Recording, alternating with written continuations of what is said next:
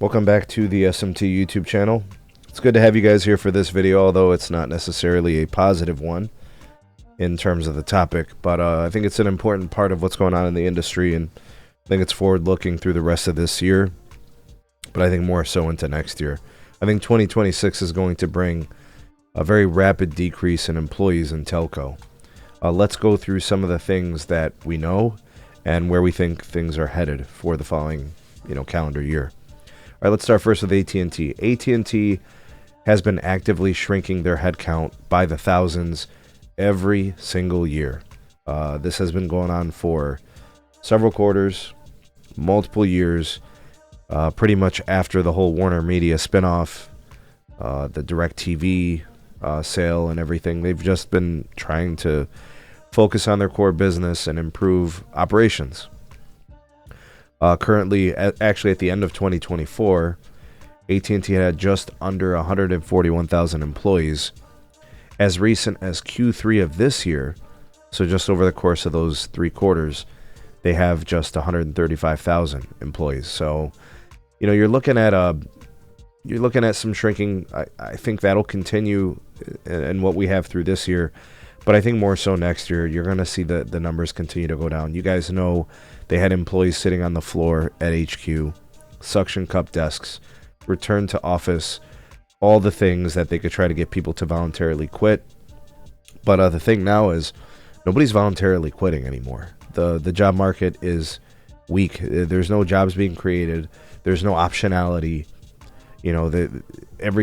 All these companies are reducing the workforce. So where are you going to go? To a place where they just laid off people? It's not how that works, right? So I would expect more employees to be eliminated at AT&T. That looks to be the MO. I think eventually they probably want to get down under 100,000. It's not going to happen in a year. It's probably not going to happen in 2 years. That's probably a multi-year strategy that's probably going to take place between now and the end of the decade. But I do expect AT&T, even though it is a very large company, I do expect them to get under the 100,000 mark at some point by the close of this decade. And with AI, that could actually accelerate. But we shall see. Next up is T-Mobile. T-Mobile has been reducing their workforce for years. This goes back to the T-Mobile and Sprint merger. And, of course, every time T-Mobile has been allowed to acquire a company, for example, the most recent acquisition of US Cellular, they axed the entire staff of over 4,000 employees. They did not find them new jobs at T-Mobile. They didn't offer them anything in the form of employment or roles or duties or responsibilities or positions. Nothing. They told them thank you, but no thank you, and they sent them on their way. T-Mobile, I think at the end of 2024, had 70,000 employees. I would estimate that they have probably reduced that number, so it's probably less. I don't know what their end game is, but I'm sure it's to shrink as much as they can, as they have been completely moving away from retail and moving towards the T-Life app. I would expect that 70,000 employee count, I would expect it to drop at the very least to 65 or 60,000 in the next 2 years.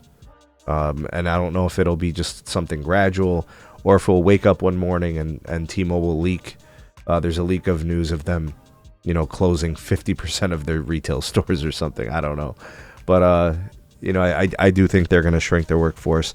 I would say by the end of the decade, T-Mobile is probably the most likely to shrink down to 50,000 employees. I really do believe that.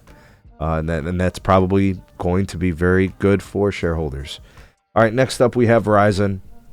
Verizon is an interesting story.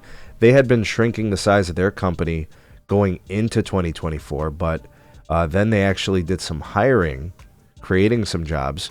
And I think that's probably why we expect Verizon to actually reduce jobs, right? So currently they have just under 100,000 employees at the end of 2024. They were over 100,000 at the end of the Q3 of this year. So I do think that with a new CEO and a new approach, becoming a leaner company, I would expect the Verizon headcount to reduce. I think it happens in phases. I don't think it happens abruptly to where you're going to see just a huge drop-off. Verizon has never seemed to be a company that's like, let's see what breaks and then we'll just fix it. They seem like they would be more systematic and a little bit more procedural in their approach to the layoffs. So I would expect something of a couple thousand at multiple moments over the next several years. So maybe they probably end up somewhere between 80 and 90,000 employees by the end of the decade. But I do think it'll be a slow grind. I think they'll lean out gradually. I don't think it'll be anything crazy. Remember, they just did voluntary severance package buyouts for legacy employees who have been with the company for a while. I think that bought them some time and some funding and, reducing payroll. But the hiring at Verizon definitely going to be slowing down. And the elimination of jobs probably going to happen at a pace of, I don't know, a couple thousand a year, something like that over the next several years. But I think it's just the industry, guys. This is not specific to any one carrier. I think they'll all do it, and I think it's inevitable. They can't increase the revenues fast enough. They can't improve their margins quick enough. And they've been pulling the pricing lever, and customers have been churning. So I think the answer becomes, let's try to reduce the most expensive liability or expense at the company, which is payroll. All right. So anyways, let me know what you think of my estimates and what you think will happen. Give me a time frame and what you think will play out for these companies. Let me know. Drop me some comments. Like, share, subscribe. Check out some more videos. We'll see you guys soon on the next one.